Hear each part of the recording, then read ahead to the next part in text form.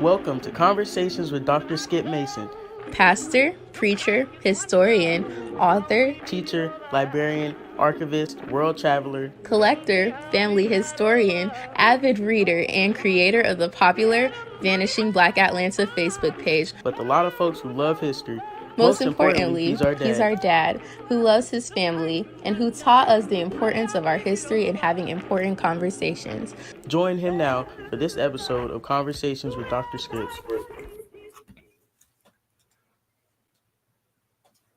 Well, good Tuesday evening, my brothers and sisters. As you can see, we are in campaign mode, if you will. And I'm so glad tonight that you have joined me for this Meet the Candidates Forum. And I am happy that we will tonight have our candidates for the General Secretary, General Board of Personnel Services, the Reverend Reginald G. Barnes and Dr. Stephanie Welsh. And I'll be bringing them up shortly.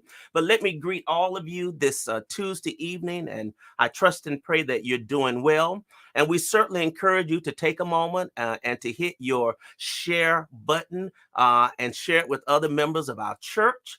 And those who are interested in the candidates and the wonderful men and women who are offering themselves for candidacy for the various positions. And I'm delighted tonight that we will share with them in just a moment. Let me greet Senior Bishop Reddick and Mrs. Reddick, the College of Bishops and their spouses under the leadership of Bishop James B. Walker.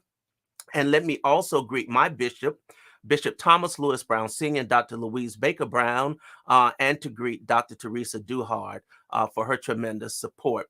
And so before we begin our Meet the Candidates Forum, I do want to remind you that we encourage you and invite you to post questions in the chat so that we might be able to pose those questions to the candidates. Tonight, we're going to introduce the candidates, and we're going to then do one-on-one so we can get a chance to hear from them, learn a little bit about their background and what brings them to this particular place and why they have offering themselves to run. And then we're going to bring both of them back together for them to respond to some of the questions that we have.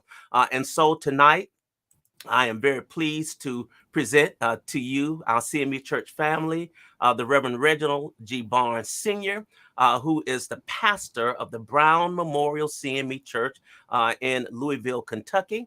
And we also have Reverend Dr. Stephanie Welsh, who is the chaplain at the Loyola University Medical Center. Let me say good evening to both of you.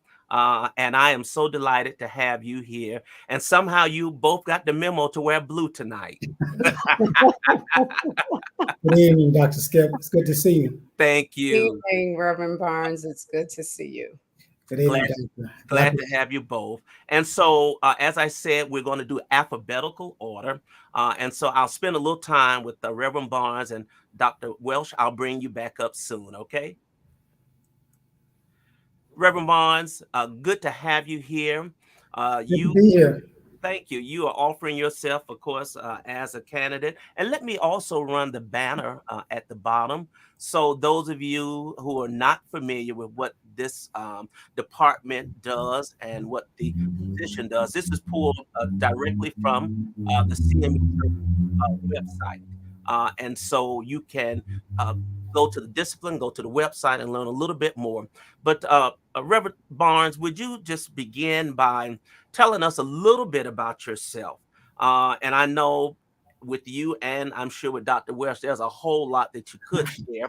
But why don't you hit on a few things that might be pertinent, talk about your pastoral history, if you like, and those items that might be pertinent to help us to learn a little bit more about you in the setting that you offer yourself for. Okay. Well, thank you, Dr. Skip. Well, first of all, let me begin by saying that I'm grateful to be here. It's not lost on me that we're not only meeting candidates and aspirants, but rather this is also a time that we're creating a wonderful digital history of the church so the generations to come can look back and see from whence we've come. So I'm thankful for the opportunity and also thankful to take part in this history. And so a little bit about my background and history and experience that I believe makes me uniquely and best qualified for the position is this. First of all, I'm a lifelong CME. was born in Atlanta and reared at the Butler Street CME Church in downtown Atlanta. I often tell folks that I was born at Hugh Spalding. I got my physical birth there, and then I was literally taken across the street to Butler Street CME Church, which was adjacent to Hugh Spalding, and I received my spiritual birth.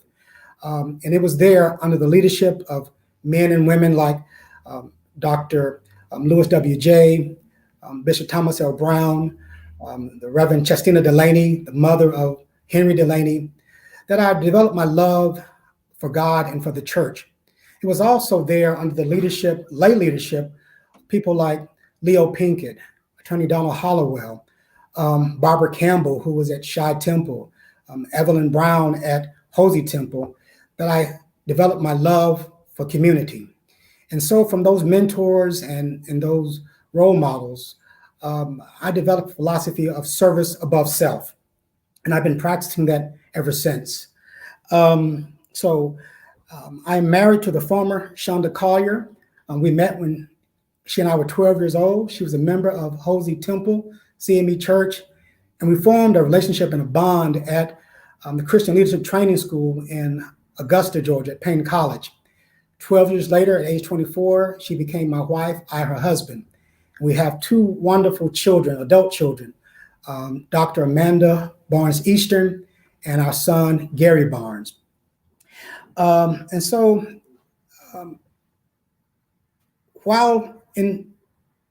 really at Butler Street, I also developed a love for learning. And so from there, I attended Hampton University and graduated in 1991 with honors, with a degree, a BS in economics, with a concentration in finance. Once I graduated, I took those skills that I learned in finance and put them to use in banking. As a banker, I served as a credit analyst, as a credit underwriter, and that's where I honed my skills of understanding balance sheet, income statements, and cash flow statements, which are pertinent to the position of personnel services. But even beyond that, I also managed my own loan portfolio, dealing with companies with sales between $1 million to $50 million annually. And so I have a working knowledge of dealing with large numbers. I left traditional banking and began to work with a company that did specialized lending, SBA 504 loans. And from there, I managed a $32 million loan portfolio along with my manager. So we co-managed that portfolio.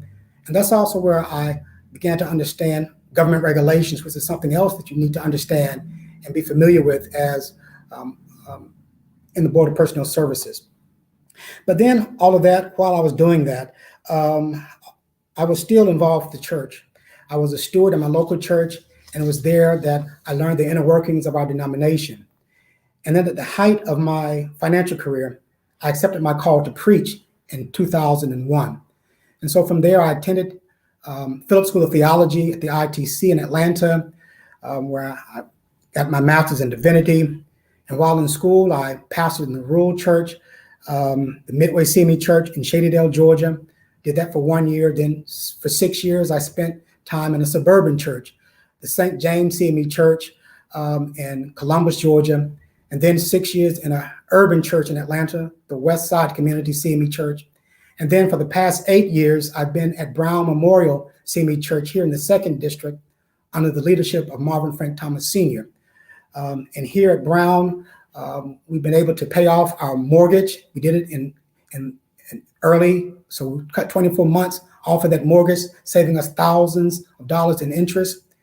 And so my varied experiences has allowed me to really understand finances. And then even in the church, I've served as on the in the General Conference for 6 years, on the Finance Committee. I've been on the Board of Personnel Services and also served as trustee for the retirement fund. And so all these experiences, I believe, have led me to this point. I have real working knowledge of finance. I've done it hands-on. And so with all this experience, I believe that I will be ready on day one to take the position as General Secretary of Board of Personnel Services. Thank you. Thank you so much, Reverend Barnes. So despite the fact that Dr. Davis is retiring, you shared a little bit about your preparation for the position that you seek and aspire. What becomes your vision then, should you be elected? What becomes your vision for this department? And what do you plan to do, if you will, to strengthen and improve the department in those areas where it needs to be strengthened and improved? Sure. Well, let me begin by both giving you what I call my mission and vision for the department. So first of all, as General Secretary of Personnel Services, our mission will be the prudent and biblical oversight and administration of the CME retirement plan, the CME gift fund for those aged widows and widowers who came along prior to our current structure.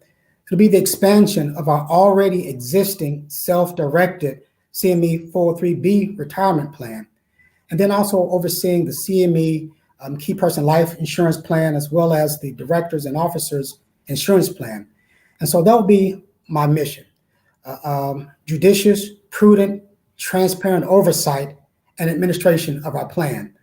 In regards to my vision as your next General Secretary of Personnel Services is that we will be a department committed to the best industry practices at all times, using advancements in technology to offer better retirement, better resources, and better benefits for all the lay and clergy personnel and their families in our Zion.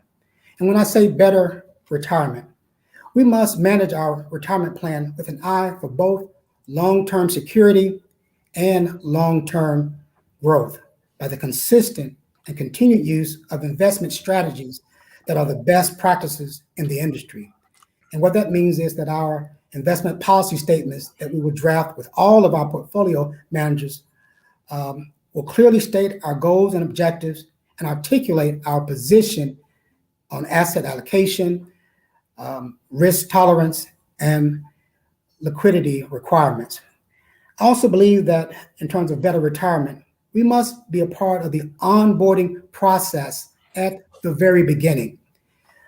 We must begin to educate our members and participants at the earliest possible time.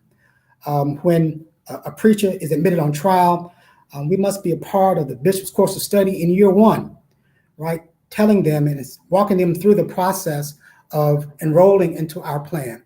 You know, I can remember hearing stories. I think even you shared this story that we have preachers who preached, 4 or 5 years and didn't know there was a plan out there.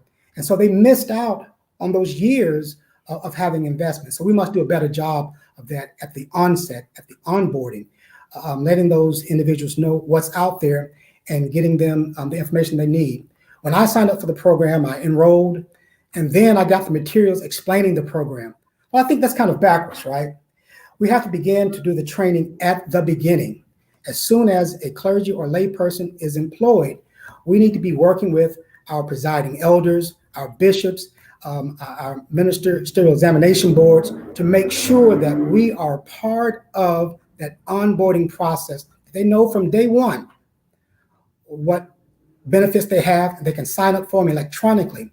And using the technology that we have, it's easy to do a video that can be shared throughout our Zion so that I can be at every annual conference to make sure that those individuals are signing up for the program, that they're not losing out on needed investment. That's how you have better retirement. And then also better retirement, educating our members that we have both an employer-sponsored retirement plan as well as a self-directed retirement plan through the 403B program. Again, folks don't know that we have those programs. I think it's paramount that we tell them and they understand all the ways that they can already invest and begin to build for better retirement. And then we must begin to explore more ways, I believe, of providing more options similar to the safe harbor program that we have in our retirement plan. We have regular participants, those who are in safe harbor. And safe harbor is a program, of course, that we know is an option for those enrollees who are over the age of 65, who really are willing to take on a smaller yield or smaller return to make sure that they don't have to go through all of the volatility of the market. They have protection. And that's a good option, right, for all of our older members. But what of our younger members who know that they're in this for the long haul, who are willing to take on a greater risk because they're in it for the long haul? I believe that should be an option for them as well, just as we did, and it was a good plan to do the safe harbor in our retirement plan. We need to begin to explore other ways that our younger employees and participants can take advantage of greater years if they so desire and believe that they can get those greater years. And then we have to have better access to our account performance. You know, at one time with the department, you got a statement, once a year. This current administration improved that, and now you get it twice a year. Well, you know, in today's society, with information at our fingertips, we should be able, on a more regular basis, be able to track the performance of our retirement plan. You know, those who are part of this self-directed 403B plan, they get immediate access. Well, I believe that we can invest in ways to do the same with the employer-funded CME retirement plan. And then when we talk about benefits, I believe now is the time to begin again having those conversations and looking at other forms of insurance, such as health and dental. I know we've done it in the past, and the time was very expensive, but I believe it's time again to revisit that. There may be some ways that we can do that to give better benefits to our participants. And then looking at mentor-mentee relationships. Part of the responsibility of the Board of Personal Services is to collect data on all of our participants and all ministers. Well, one thing that we can begin to do is help out the bishops and the presiding elders by teaming up those younger ministers with older ministers in a mentor-mentee relationship, because we have it at our fingertips. That's one way that you become successful in ministry. And so that's just another part of what we need to be doing. And then looking at better resources. We have to do a better job of educating. As part of the strategic plan that speaks to financial literacy and stewardship, the department should be actively helping build a resource database, I believe, for our Zion. Even mental health resources, right? Teaming up with licensed professionals, licensed to do marriage counseling, mental health counseling in our Zion. And that's a part of our mandate, I believe. And then also better resources by pursuing grants and identifying new resources of revenue for ministry that will enable us to be better stewards of the funds that we have, Skip, and also opportunities for our ministers.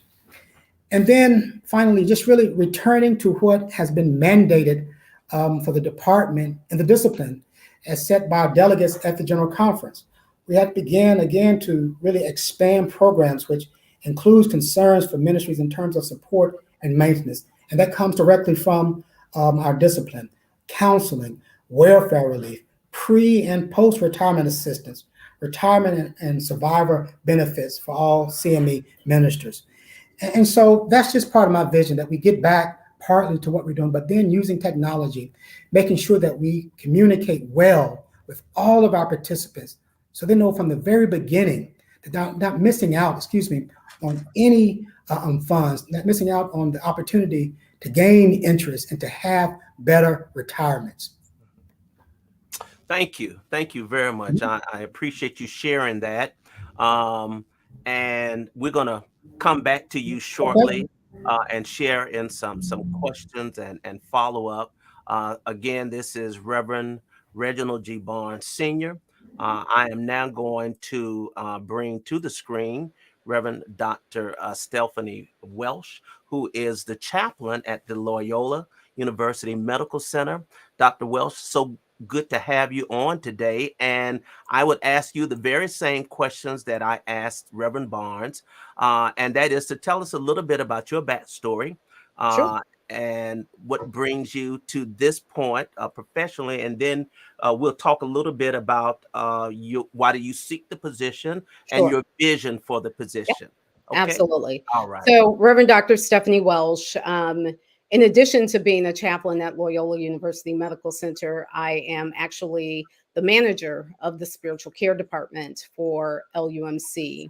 In terms of my history, and so I'll be brief about my backstory, because I think what's really most important at this moment is looking at the future of the Department of Personnel Services. So in terms of my backstory, I actually accepted Christ at 5 years old at Bethel CME Church in Milwaukee, Wisconsin.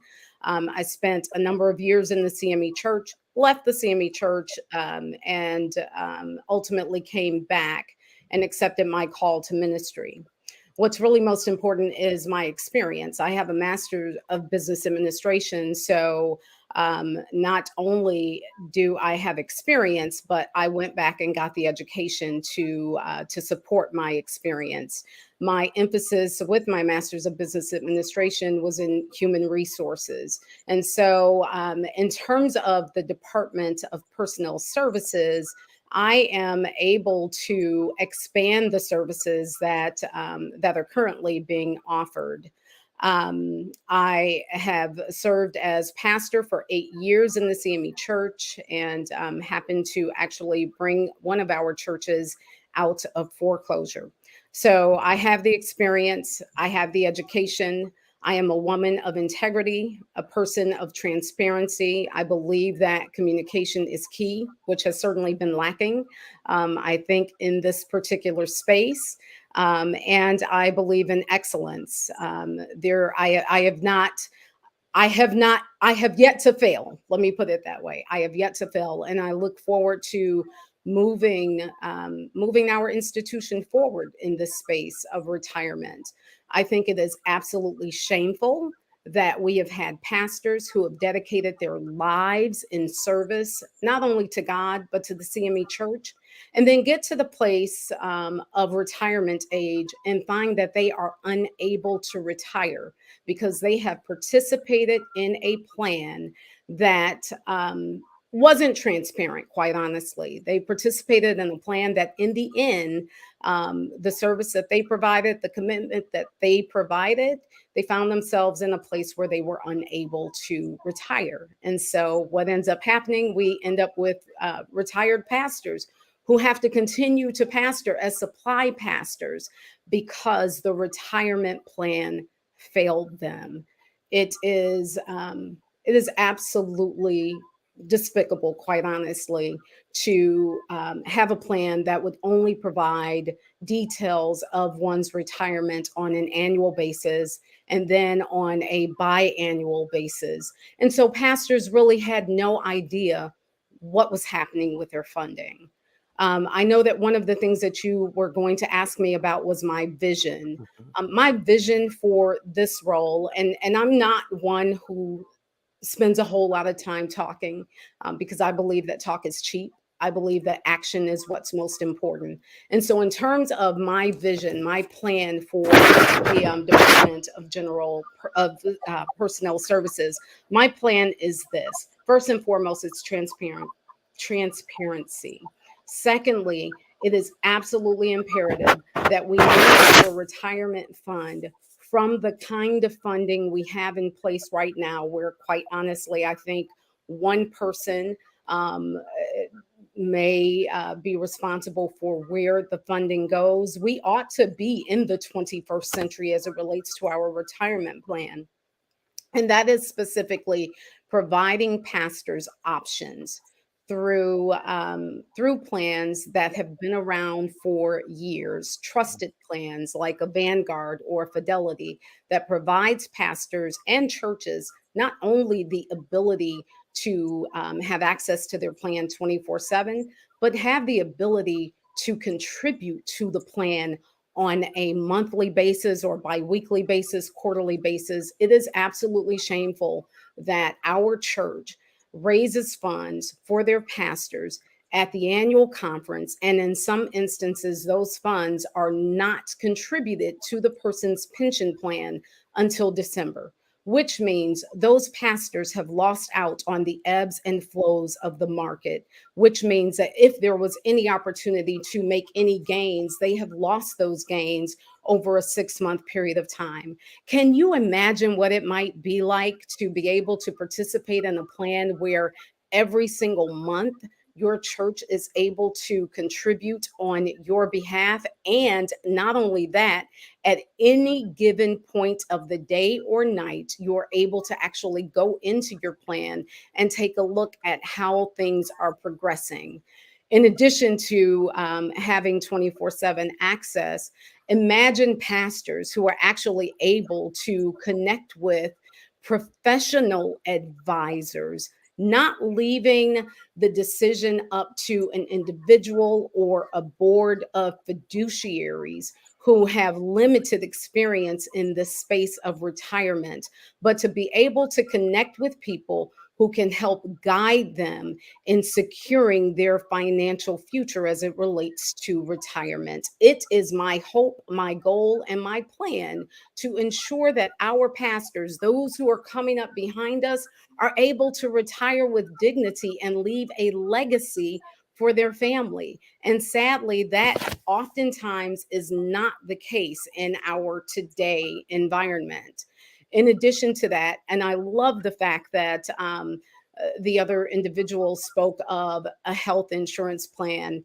I do want to direct people to my website because, quite honestly, I feel like that person actually took a note right from my website, because not only am I talking about providing a self-directed retirement plan for our pastors and those full-time lay people who are eligible to participate in the retirement plan, but can you imagine having access to a group health insurance plan? My human resources background has enabled me not only to gain that experience where I am able to do research, do analysis, to assess plans. And so as a result of that, I am able to do that and come to the table with a plan that would be helpful for all of those persons who are able to participate.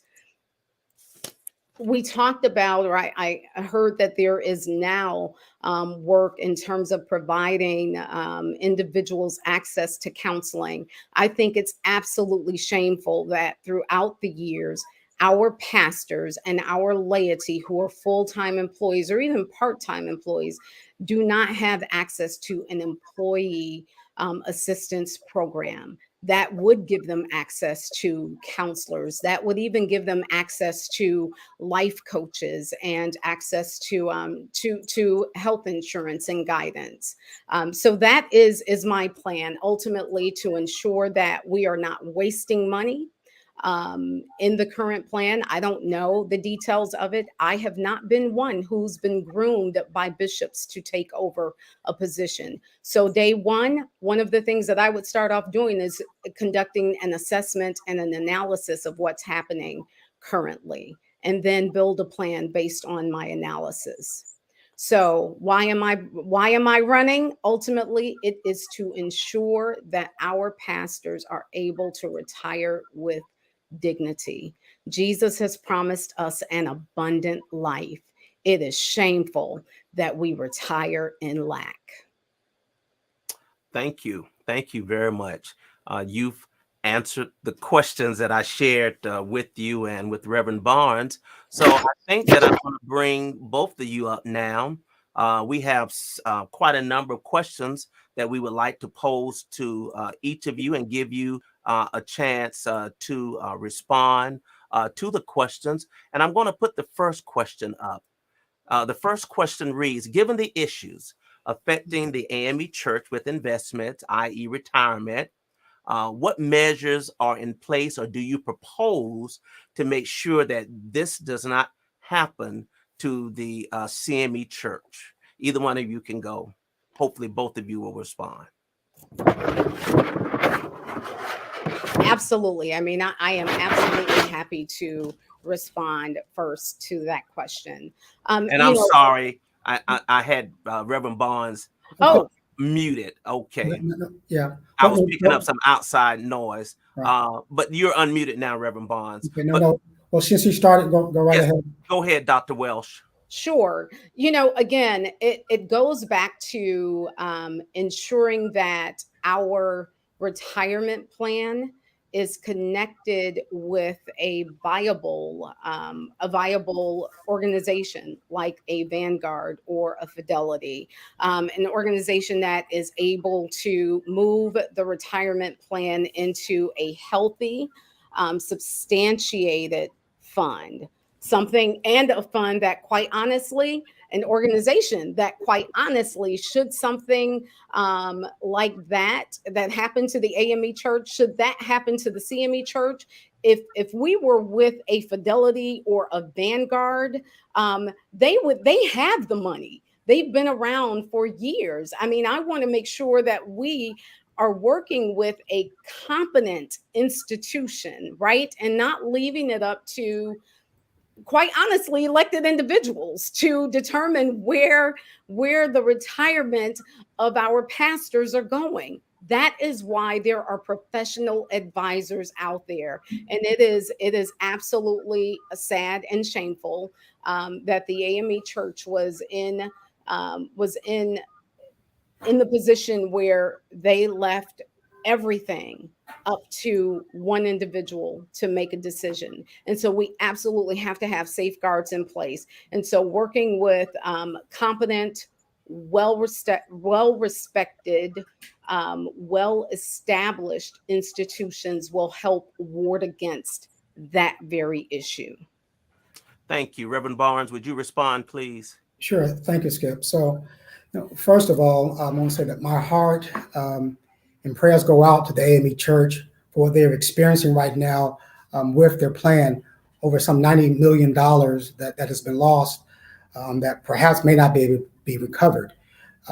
So first of all, let's talk a little bit about the difference in their plan and what we do. So the AME Church has an annuitized plan. And to just simplify it, so let's say if you only have $20,000 in your retirement plan, they look at how long you may live, and they may annuitize it out over 20 years. So you get that $1,000 right a year, or whatever way they're going to do it. And so they still hold those funds. And so what has happened is, in the AME Church, part of their makeup of their board is that they did have one individual making those decisions. And a good part of their retirement funds were placed in what I would call very speculative investments. Perhaps, individual companies where they're trying to take an equity stake. And when that company folded, the money is gone. So one difference that the CME Church plan has is this, is that we have investment policy statements that we draft, that we give to all of our investors. And so there's still this misunderstanding that somehow the General Secretary of Personnel Services makes the investment decisions. We have, number one, a board that oversees us. And so we have checks and balances in place that prevents that. We also have investment managers from reputable companies and banks. Truist is one, Regions Bank, First Horizon. And so we divide our investments over 5 investment firms. And so we don't have a concentration. And then also in that investment policy statement, with terms of our asset allocation and risk tolerance, we're doing what is considered the best practices in the industry. We have a 60-40 split in our investment, meaning 60% are in equities, 40% are in fixed. And so what that means is 60% stocks, 40% bonds, securities of that nature, cash or cash equivalent CDs. And so that way we secure and mitigate any risk that we have of losing the way that the AME Church has lost. And so we have to understand that it's not one person making a decision with the CME Church, but we have actual investment firms that we use. And on an annual basis, we're looking at these firms and their productivity and what they produce. And really, we pit them against one another. We bring each one in at a time to see what they've done over the year. We have an investment. We have the chair of the board, which is Bishop Reddick, senior bishop.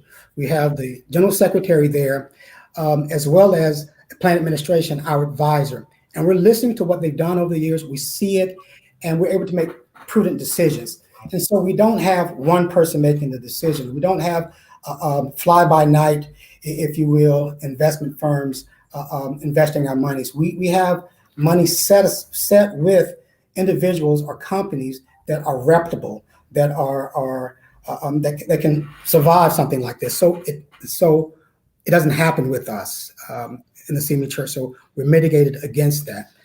And so again, we pray for the AME Church and what they're going through. And then also, I will tell you this: our sisters and brothers in the other denominations, they look at our program with envy. We have some things set up and in place that they would love to emulate, but they're not set up the way we are. And so we have, I believe, a better plan.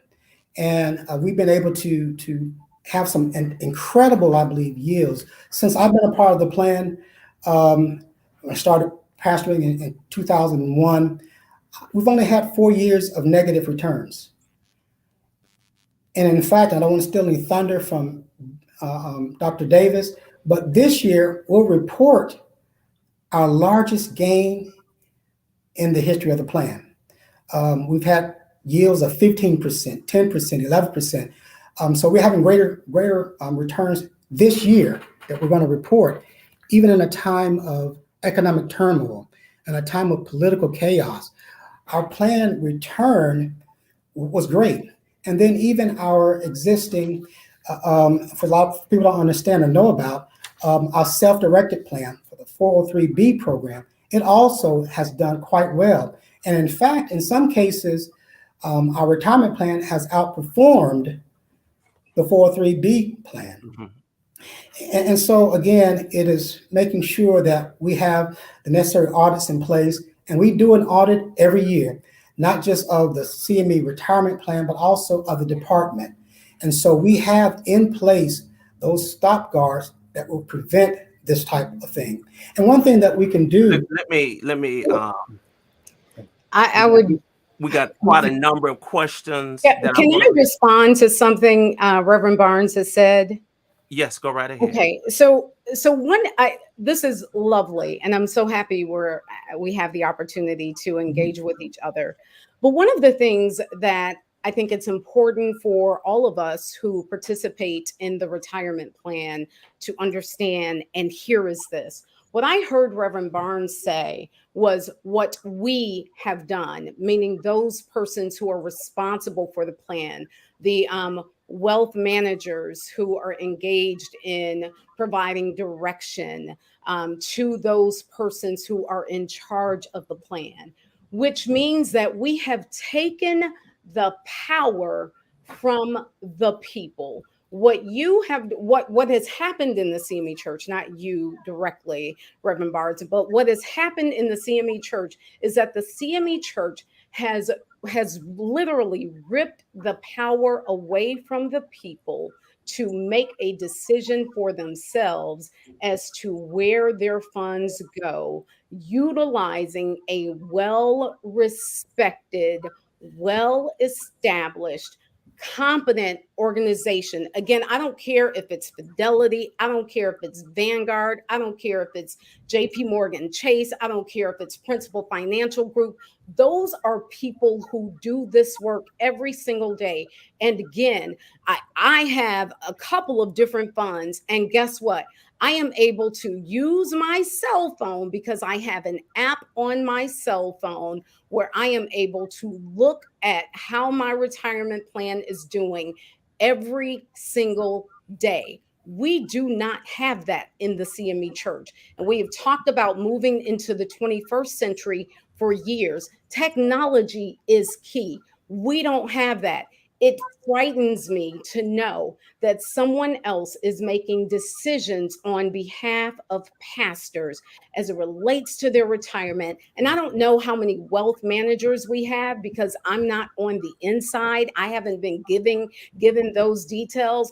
But the more wealth managers you have, the more money you are spending, because for every wealth manager you have, there is a cost to their advice, for receiving their advice. So if we have 5 wealth managers, the question is, do we really need 5?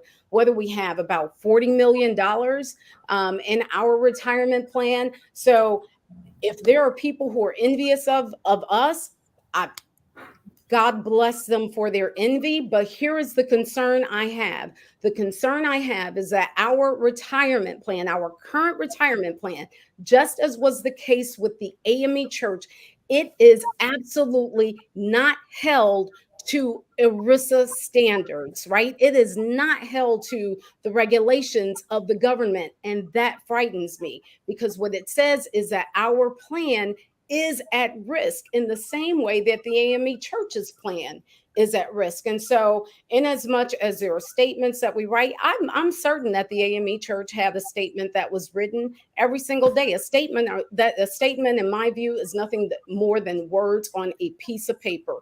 We need to be sure that we are working with reputable organizations who have the funds to back a loss should something happen to the CME's plan the way it happened to the AME Church. Okay, Skip, if you Reverend Bond, you may respond, and then we'll go to the next question. Sure. So understand that we have an employer-sponsored plan and an employee-directed plan. With that employee-directed plan, yes, they do have access 24/7. They do have access at their fingertips. And yes, we must do the same thing with our employer-sponsored plan, and we can. Under our plan, while we have 5 investment firms that we use, it is to mitigate risk. And we know that, yes, there is a cost to those. But at the same time, we have to make sure that what we're doing allows us for long-term security and long-term growth. And that's what our plan has done for our retirees. It's a very good plan. And of course, we always can be doing better. I think I've said that at the beginning. We always can be doing better. And in fact, there's still some education that we have to do. Churches don't have to wait until annual conference to do their contributions for their pastors. In fact, we have several pastors that do it on a regular monthly basis. That is still possible, and it's being done right now. And that's the part of the issue. We're not communicating well all that we already can do. And we have to begin to do that. And so I don't believe in taking away an option, but enhancing our options that we already have and building more options.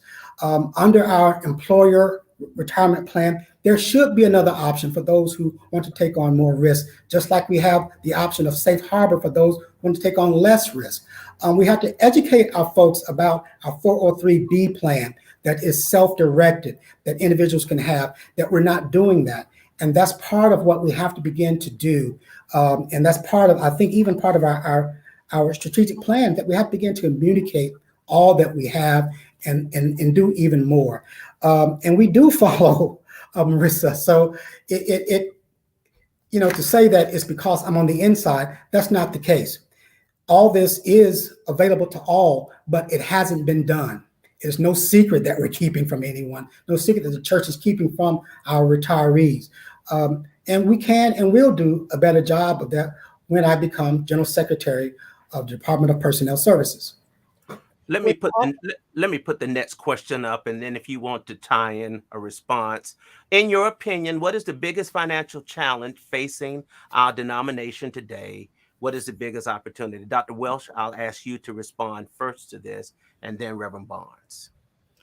What is the biggest financial challenge? Yes. I mean, the biggest financial challenge, quite honestly, is the fact that we have sadly deteriorating congregations, right? We have an aging congregation.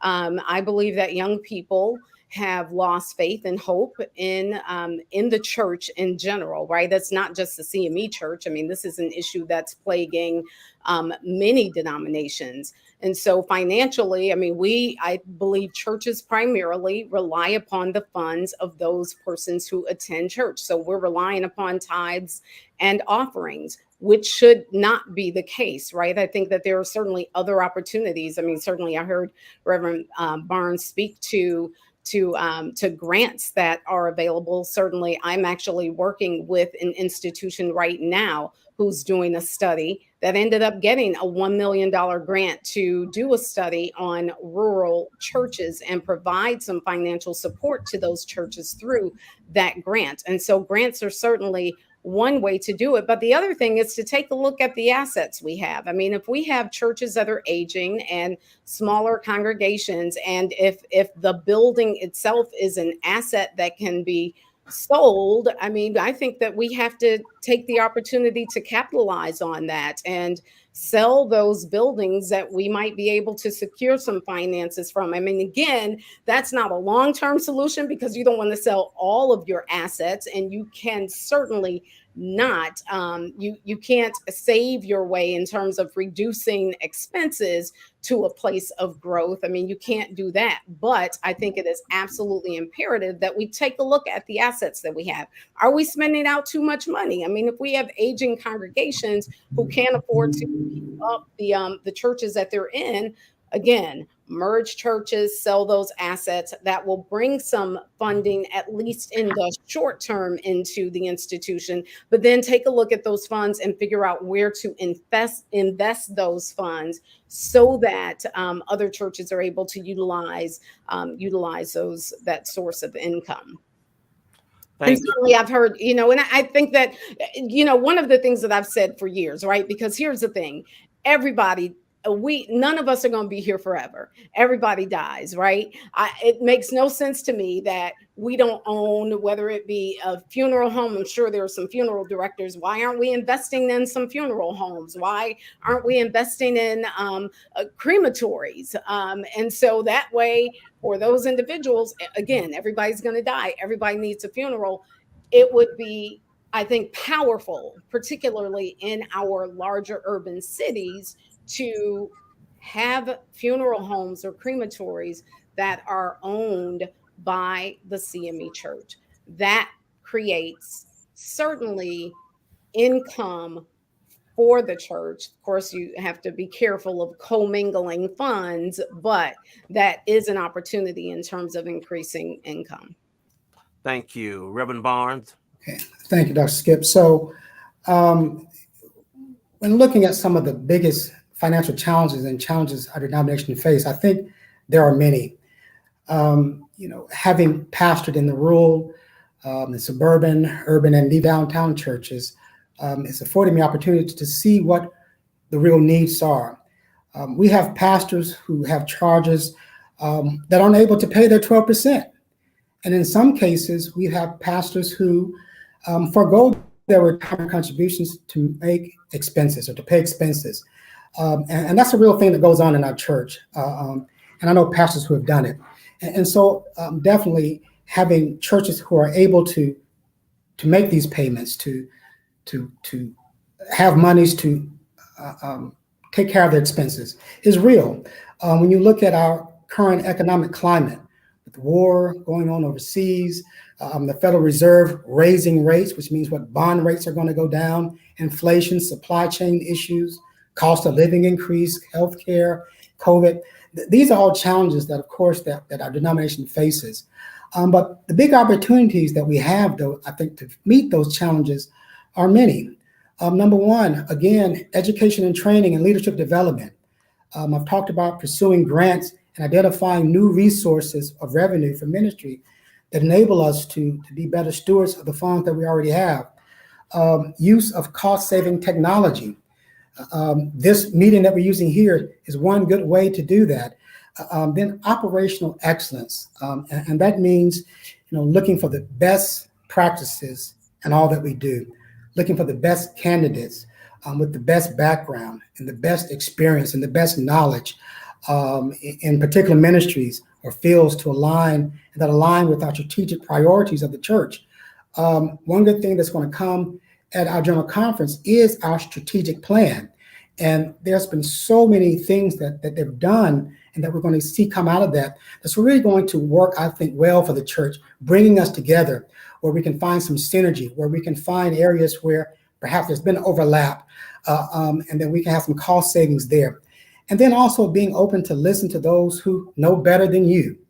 those who have been there, those who have been a part of what's been going on and can find better direction. One thing that I always say is this: if you want to grow, you can't stay with the status quo. And so there has to be some change. And that's one thing that we're looking at and we'll begin to do in the church. And so those are some opportunities then that we can take in order to begin to mitigate some of our financial challenges that churches face in the rural, as well as in the suburbs and even the urban areas of our Zions. Thank you. Thank you both. Next question. Share your vision for a 35-year-old pastor who is pondering full-time ministry. What about your platform for our retirement services would make him or her feel good about their future? Okay. Well, for me, whoever this person is, I was that 30-something-year-old person who went into full-time ministry. I left the corporate world and went directly into full-time ministry. And I think an advantage that I had was that I did have good mentors and folks that I could talk to about the ministry. And that's one thing that we need to begin to do, is make sure that folks have mentors that they can talk to help them along the way. And so part of my platform, again, for retirement services would be this: that at the earliest possible moment that you can enter, that you begin to save and be a part of our plan. Let me go back a few ways. When I was in banking, the first thing that we did at the orientation was talk about our retirement. I left that orientation, went to my manager, and he said, "Reggie, I bet you're only going to invest 7%. I said, "You're right." He said, "That's what everyone does because the company matches 7%. But the max is 10. He said, "You're young. Go ahead and invest as much as you can." And so I did the 10% and they matched the 7%.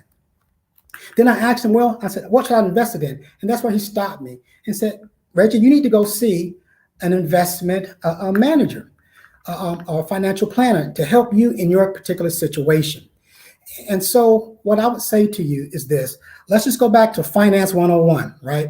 The sooner you start investing, the more time you have, then the greater the chances are for a better yield and return in the future.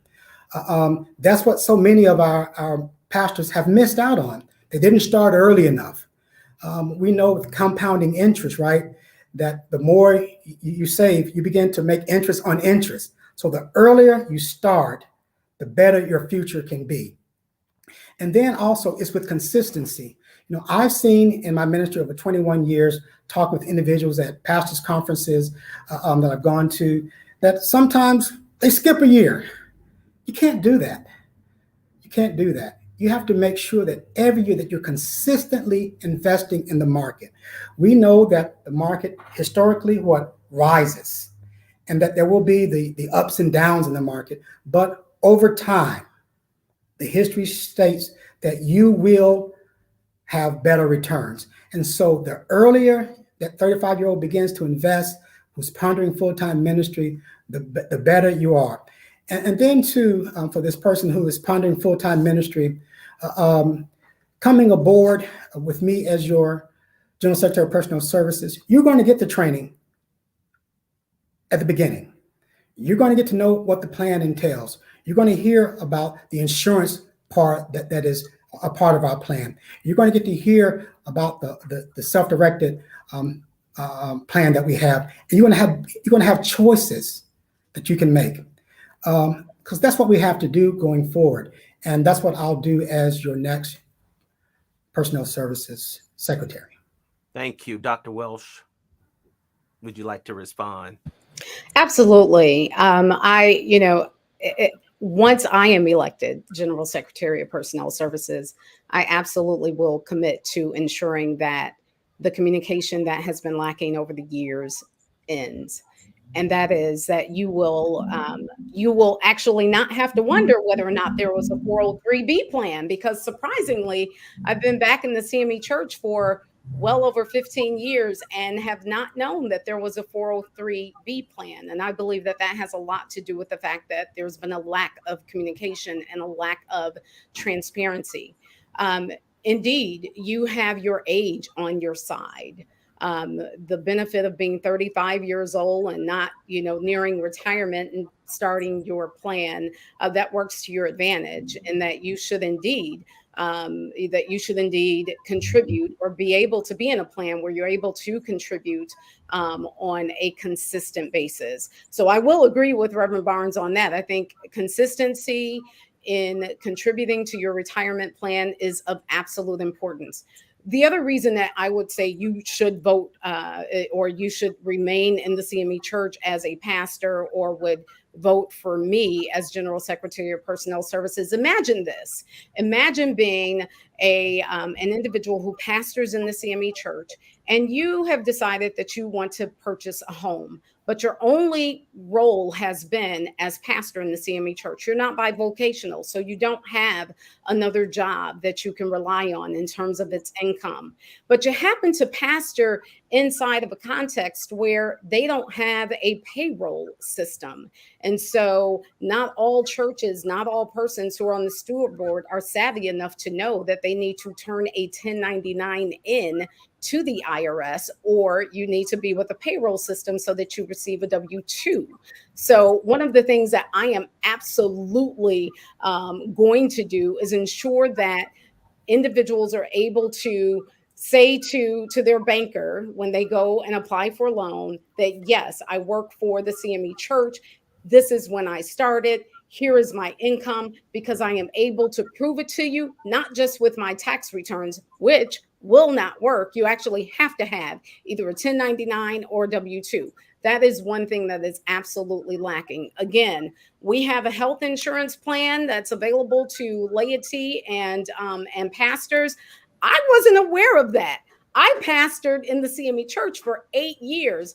I actually had to go out and get my own insurance because I could not find any information about a group health insurance plan. Again, I will make sure that when you go to the General Secretary of Personnel Services website, that you will actually be able to apply for, or at least get information on a group health insurance plan.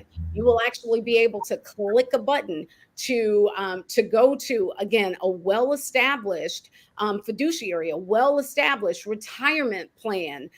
Again, I won't give any more free advertising to those other institutions, but you'll be able to click on a button and get the information you need. That's something that's missing today. Communication is key, and the website is the key to getting that information. All right, and Skip, Yeah. let me say one thing. Yes, Dr. go right Welsh. I think she may have misheard me when I talked about insurance plan, a healthcare plan. I said it's time for us to begin again with the conversation. The CME Church, if you say you've been in 15 years, you will recall that we did have this conversation at one time. And some of the issues were, number one, the age of participants. Number two, that many individuals were bivocational, so they already had health care. Their spouses had health care, so they were getting through their spouses. And so when we talked about and did surveys and we're getting people together, we did not get the numbers that we needed as a church. So we don't have a plan, but I do believe it's time again to have that conversation and begin to look again at that, because it is needed. We have more individuals now, younger individuals who want to do ministry full time. They don't have a spouse, and so they need to have plans like this in place. And we have to begin that conversation once again, knowing that yes, there are some barriers, but I think we're savvy enough and intelligent enough to begin to break down those barriers, that we begin to have these conversations once again about healthcare, about mental health, and those things, and offer those for all of our participants. So just want to clarify that. Thank you very much. Let me put this question up. We're going to take 2 more questions, and then what I'll ask you to do is to make your closing case to the delegates of our church who are watching and who will be watching as to why you are the best candidate for this position that you're offering yourself for. This question, and you both have alluded to communication, but what is your plan to improve communication and access to and about the pension fund to pastors and stakeholders? And I hope both of you will respond to that question. Sure. So as I've already stated, I mean, there is a website that the general that the Office of Personnel Services has, right, on the CME Church's website. So a key to communication is ensuring that accurate, up to date information is on that website with access to the retirement plan, with access to an insurance plan, with access to a minimum information about a health care plan. So communication is key. My plan will certainly be to ensure that I communicate out to all of our churches. And that can be as simple as doing robocalls, one, not only doing robocalls, but again, sending information out via Facebook with a Facebook page and directing people to the website for General Secretary of Personnel Services. Thank you. Reverend Barnes. Thank you, Skip. So one thing that we have to begin to do is look at ourselves really as a connectional church. And so part of the way we improve communication, I believe, is that number one, the presiding elders become a part of the team, right? When you look at our discipline, it already calls for that communication between the presiding elders and the department. So we begin with the presiding elders, making sure that when that person becomes a candidate at the quarterly conference, that they're automatically put in touch with, and that the department is getting in touch with those individuals. That's the onboarding process. And so, yes, using all forms of technology is important, but nothing beats that one-on-one conversation. And so, again, using presiding elders, making sure that the ministerial examination committees are communicating with us and we with them.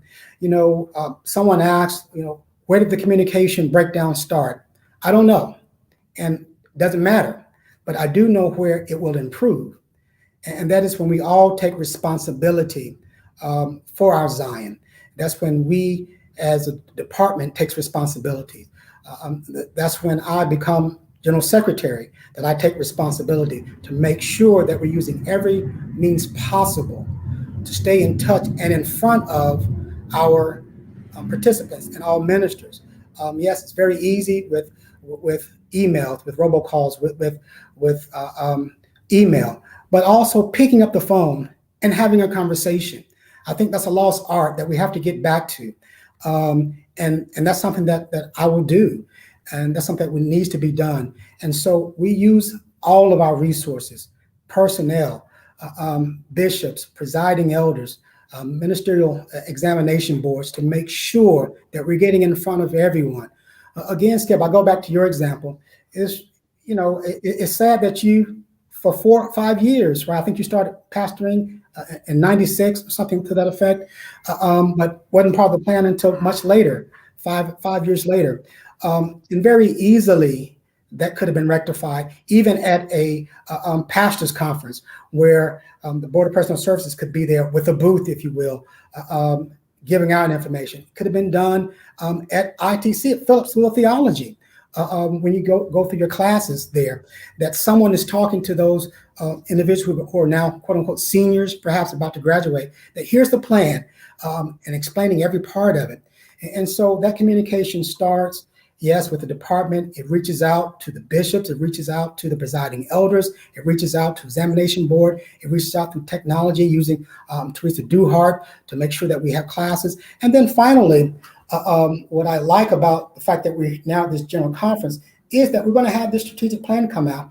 And if you read part of it or seen some of the material that has coming out, part of that strategic plan in all of them, there's this component in all of them that we all share, and that is communicating, that we really become a connectional church again.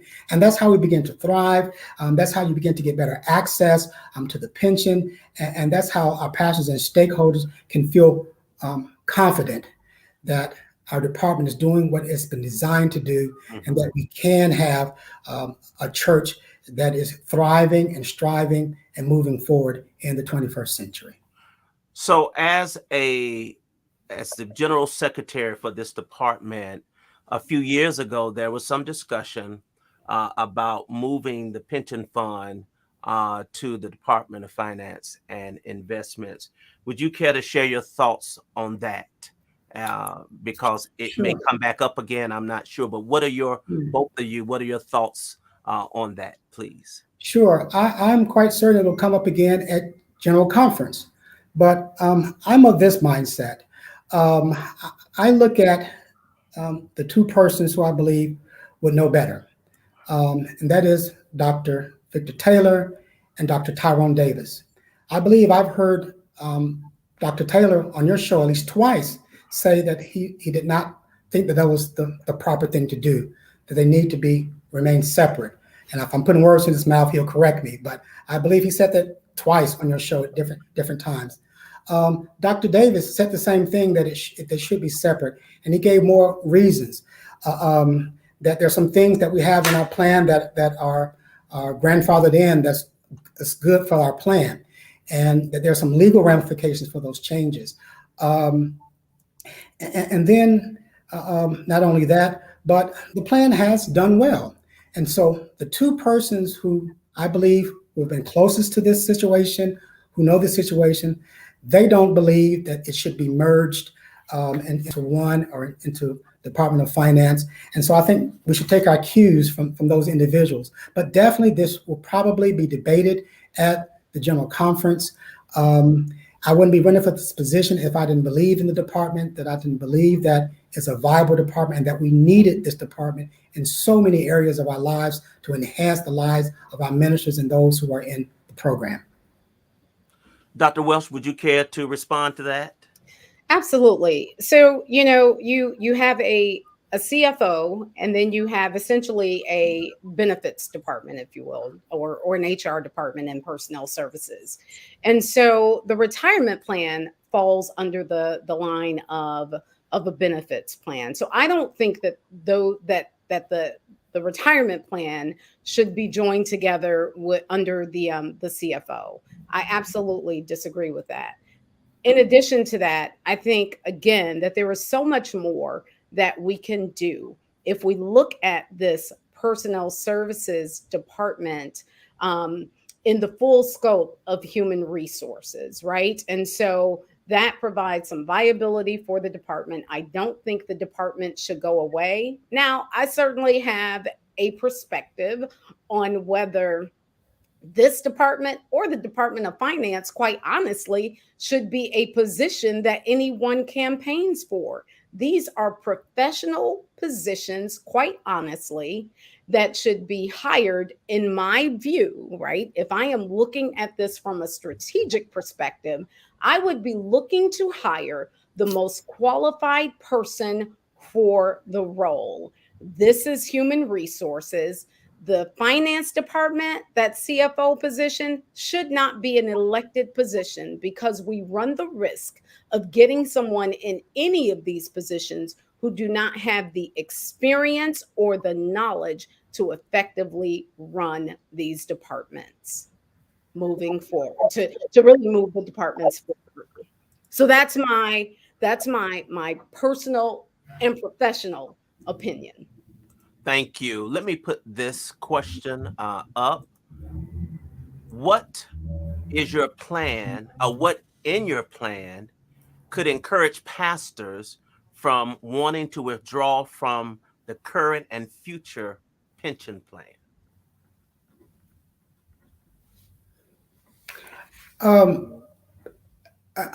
Was that question meant to say to discourage pastors? This is what our plan would encourage pastors. Maybe so, to discourage. I don't want to put words in Paige's mouth, but it seems discourage might make more sense in the context of the question. Okay, well, I'm going to, Paige and I have worked together, so I'm going to, Paige, I don't want to put words in your mouth, but I would say this, hopefully I'm answering your question. What I would do and what I plan to do that would discourage pastors from wanting to withdraw from the current or future plan is this.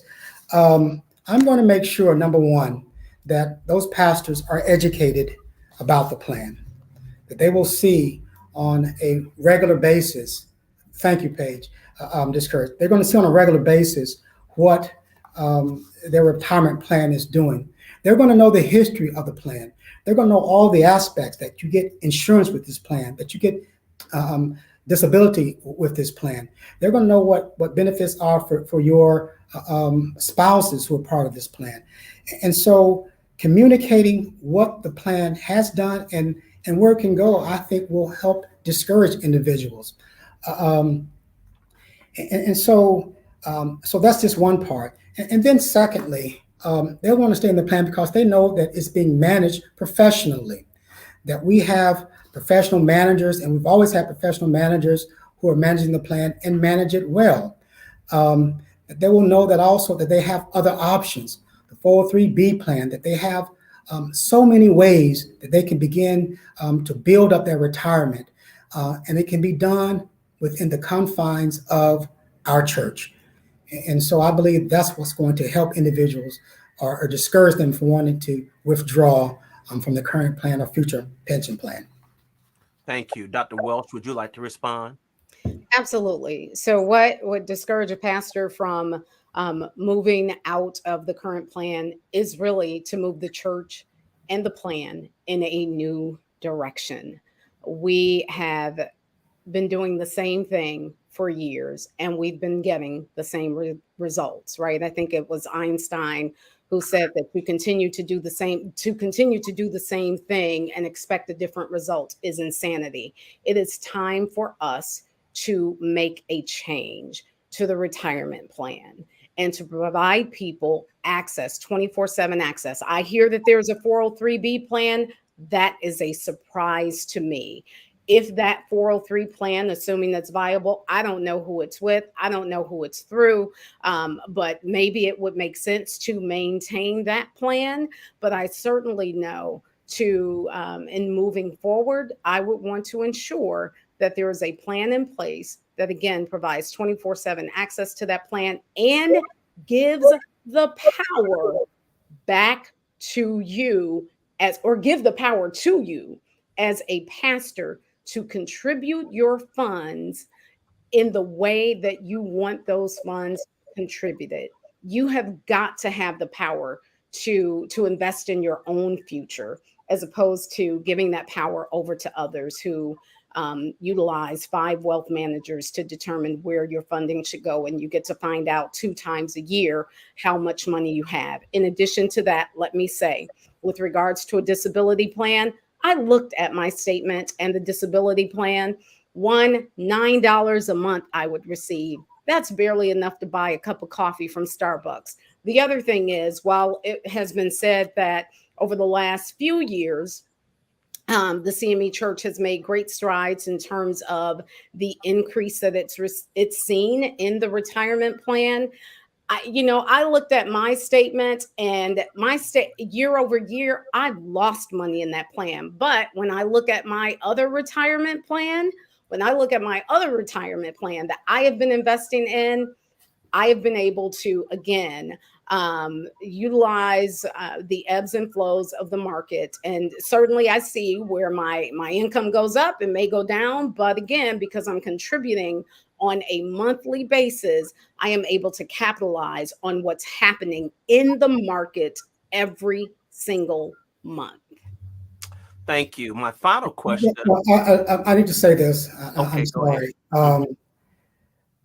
With our retirement plan, and if I heard her correctly saying she's lost money year after year, our plan has not lost money year after year.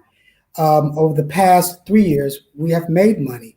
We've only had 4 years of negative returns in the last 20 years. So that is just not true of the retirement. Okay, I'm talking about my plan. So if your plan has lost money, in the CME Church has lost money. If your plan has lost money, perhaps you need to invest with the CME. No, that's what I'm talking about. In 2019. You're not hearing me, Reverend Barnes. What I'm saying is, when I look at my CME retirement plan, that plan has lost money. And guess what?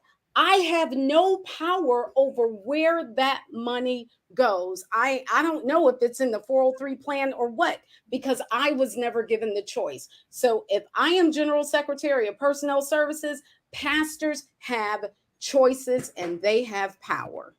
Well, I'm sorry, it's just not true that the money has lost plan every year, but I'll leave it at that you lost money in your plan. But the record shows that it has not lost money for the past 3 years. It's actually made money and had good investment, but I'll leave it at that. And So my final question to you this evening, have you both had a chance to go through the book of resolutions that was submitted? And if you have, are there any proposed resolutions that would impact this particular department for which you're seeking to become General Secretary? And if so, would you like to comment on it? So let me just say, I am not a delegate to the General Conference. Mm-hmm. So with that being the case, I don't have access to the Book of Resolutions. Okay. All right. okay. Thank you for that. Reverend Barnes. A couple of things. Number one, I am a delegate and I have seen the resolution booklet. And there are some resolutions in there that will impact us. One in particular, somebody wants to disband or dissolve the department. There's another resolution that talks about doing more onboarding, which I talk about. And I would say this for Dr. Welsh: if you register for the General Conference, there's an option once you register to click on to either receive your resolution book, paper copy, or electronically. So when you go ahead and register for the General Conference, you can get the resolution book. But there are some resolutions in there that speak that are germane to the department. Okay, thank you. Thank you both. So you all have been very generous with your time, and I'm so appreciative, and I know the church is as well. So I'm going to give each of you a couple of minutes just to take your time, not 20 minutes, but a couple of minutes to take your time and make your closing case to the delegates and to the church as to why you are the best candidate for this season and for this time. I'm going to start with, just in fairness, alphabetically. I'll start with you, Reverend Barnes, and then Dr. Welsh will close with you. Okay? All right. Well, again, thank you, Dr. Skip, for allowing us and have this time in this forum. So I just want to end by saying that I'm running for this position of General Secretary of Board of Personnel Services because I know the importance of having a first-class personal department and the difference that strong, experienced leadership can make for all of our clergy and lay who depend on the department for retirement, for benefits, and resources. As a former banker, I've managed a $30 million loan portfolio. I've served on the Board of Personnel Services, and as a clergy and having served in various financial capacities and positions within the church and the community, I have brought professionalism, transparency, excellence, trustworthiness, and most of all, godliness to every position. And as your General Secretary of Personnel Services, I'll bring that same passion and same experience to the position. I believe we do well, but I also believe we can always be doing better, and that the CME Church is ready for better with me, Reginald Barnes. I'm not only the best candidate for this job, but I have the most experience. I'm not the only one that can do this job, but I'm the best candidate for the job, and I will be ready on day one. And so I pray that you will support me with your prayers, financial contributions, and your vote at the General Conference in 2022. Let's get ready for better with Barnes. I thank you, delegates. I thank all of you who watched, and I thank you for taking part in this moment in history. God bless you, and may God keep you. Thank you very much, Reverend Barnes. Dr. Welch. Hi, again, Reverend Dr. Stephanie Welsh, candidate for General Secretary of Personnel Services. Why me? It's simple. I have more than 15 years of human resources experience, and that's what really matters, because within the HR space, You are focused on not only the retirement plan, but you are focusing on the benefits of the individual. So that's health insurance, that's disability insurance, that is a life insurance. I am running because I think it is absolutely imperative that pastors who have dedicated their lives in service to the CME Church retire with dignity and be able to leave a legacy to their families. Oftentimes, that is not the case. Why vote for me? Because I am a woman of accountability, integrity, transparency, and excellence. And so if you vote for me, you are indeed voting to empower positive change. No more of the stuff that we've done in the past, because clearly that isn't working. So if you vote for me, you are really voting for positive change. And the time is right now for that change to take place. Vote for Reverend Dr. Stephanie Welsh, General Secretary of Personnel Services for the CME Church at the General Conference in 2022 on June 29th. God bless you, and thank you for your time. Thank you, Dr. Welsh. Thank you, Reverend Barnes. I appreciate both of you for spending some time today and sharing with our church. And we appreciate what you offer and what you bring. And may God bless you and Godspeed in this journey. And see you in Cincinnati. We've been blessed to have these candidates, and it continues on this Sunday. This Sunday, I will be interviewing, we have 16 candidates for the episcopacy. And I will be interviewing in a Meet the Candidates forum, 4 of the candidates on this Sunday. So please join me Sunday at 5:00 p.m. where we're going to spend time. I need for you to eat dinner before 5:00.